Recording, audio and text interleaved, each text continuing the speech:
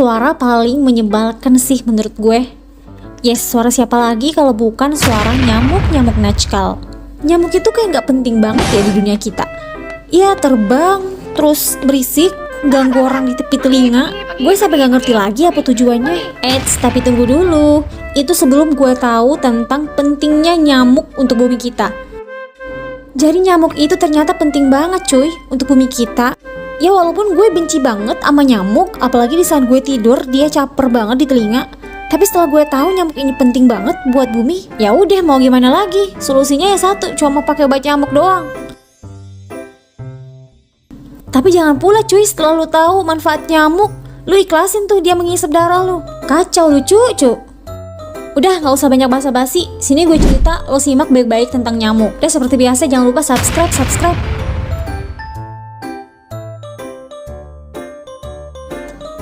Hewan yang satu ini nyaring banget suaranya, menari-nari sambil bernyanyi. Gue rasa nyamuk itu pas di telinga kita dia tuh ngomong la la la la la la la.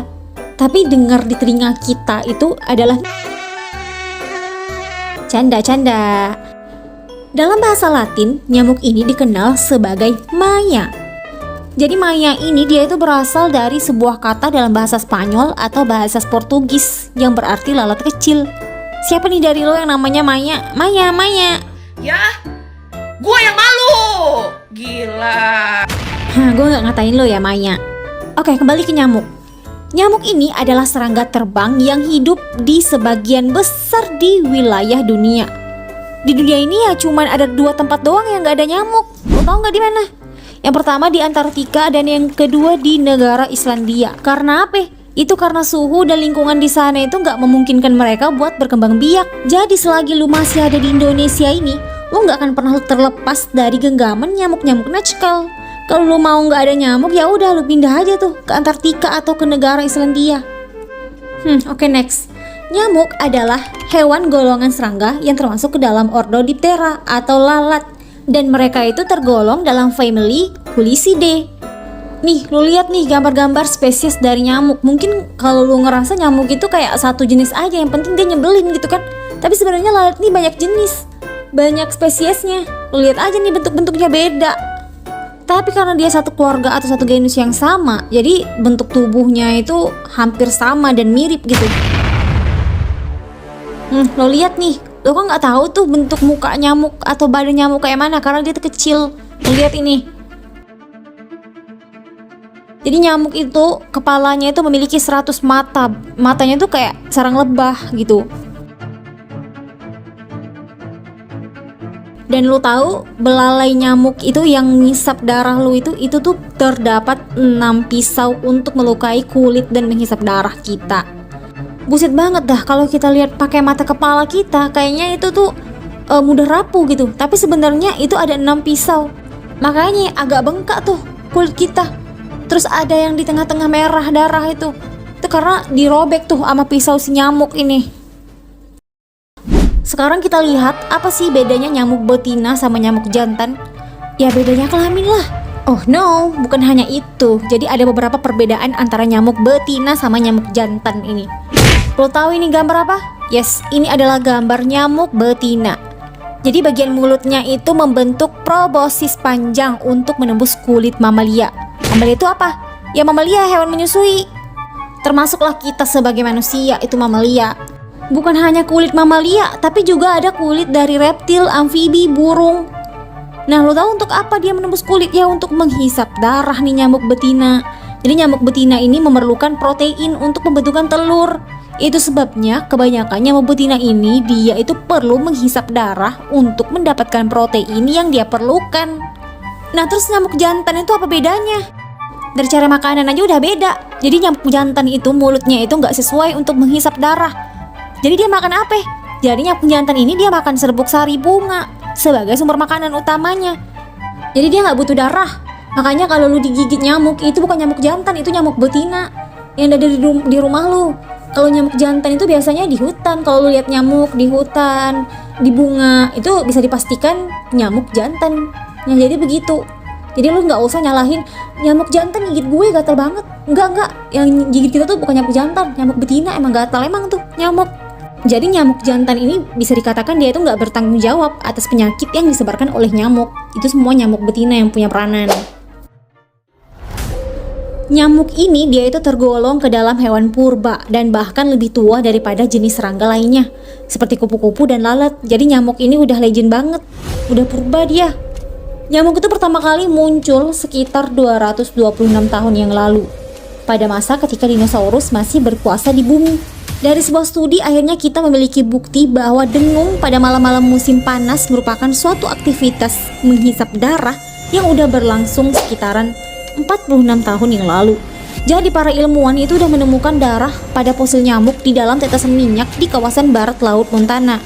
Jadi kemudian peneliti itu menemukan hisapan darah terakhir serangga itu dengan mendeteksi heme, yaitu sebuah pigmen pada sel darah merah.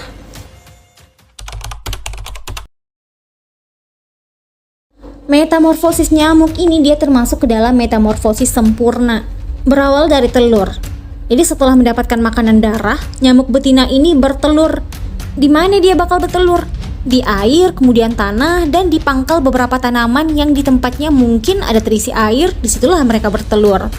Makanya itu, kalau misalnya di rumah lu ada tempat penampungan air yang udah kotor atau udah lama gitu, itu silahkan dibuang.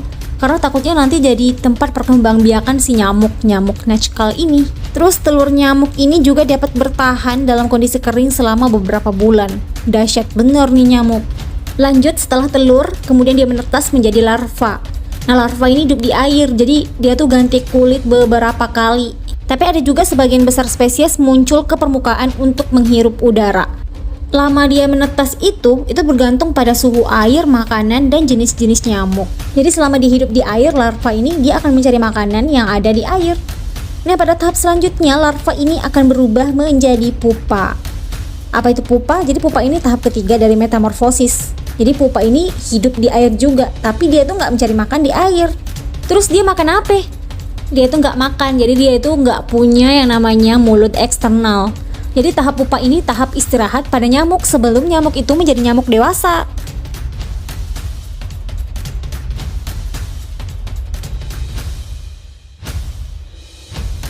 Nah setelah itu barulah dia jadi nyamuk dewasa pada tahap akhirnya.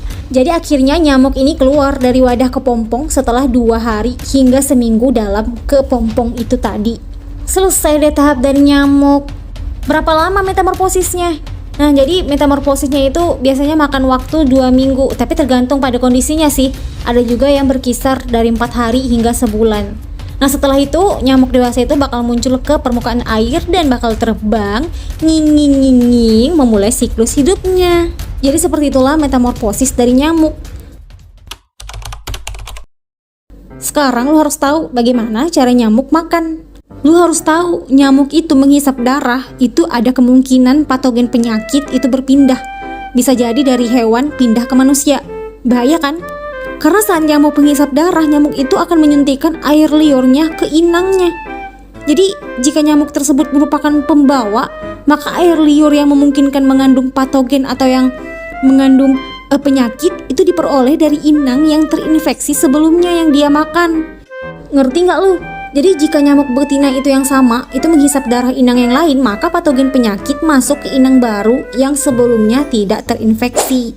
Nah itu akibatnya, gigitan nyamuk itu dapat menyebarkan virus di tubuh kita. Ngeri banget kan? Jadi lu jangan pernah remeh kalau lu digigit sama nyamuk. Bahaya cuy, bahaya. Jadi mulai sekarang lu harus hati-hati sama nyamuk. Lu dengar nih beberapa fakta dari nyamuk. Yang pertama, nyamuk itu adalah hewan yang paling mematikan. Jadi diperkirakan nyamuk ini menyebabkan 725.000 kematian per tahun akibat penyakit yang ditularkan seperti demam berdarah, malaria. Itu nggak heran cuy, karena populasi nyamuk ini aja banyak banget di dunia. Kemudian nyamuk itu mudah banget mengenali mangsanya. Jadi nyamuk itu menggunakan berbagai faktor seperti suhu tubuh, bau, dan getaran untuk menemukan mangsanya.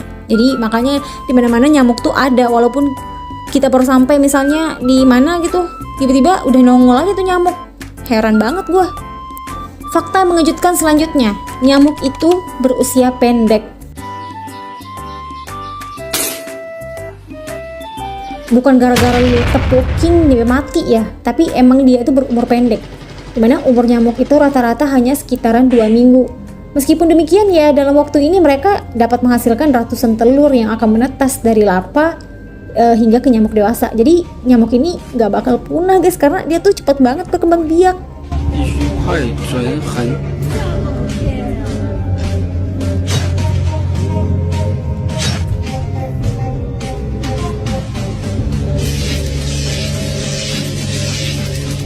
Nah selanjutnya, nyamuk ini memiliki daya tampung darah.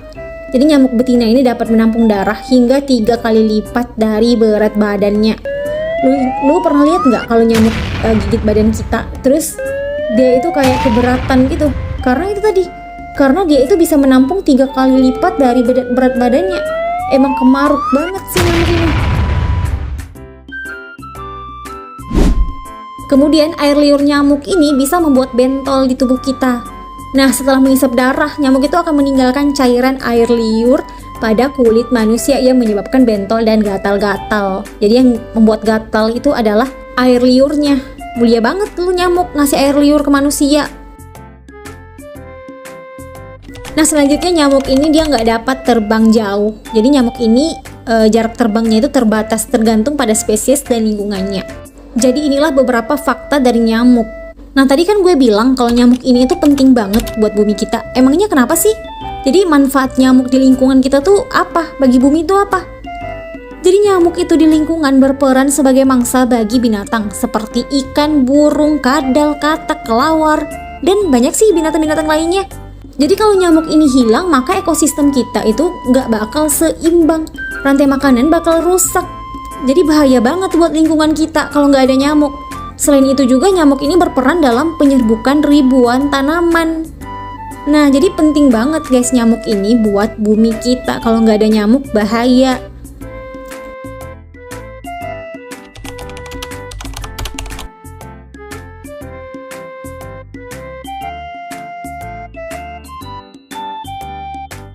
Nah itu aja deh tentang nyamuk.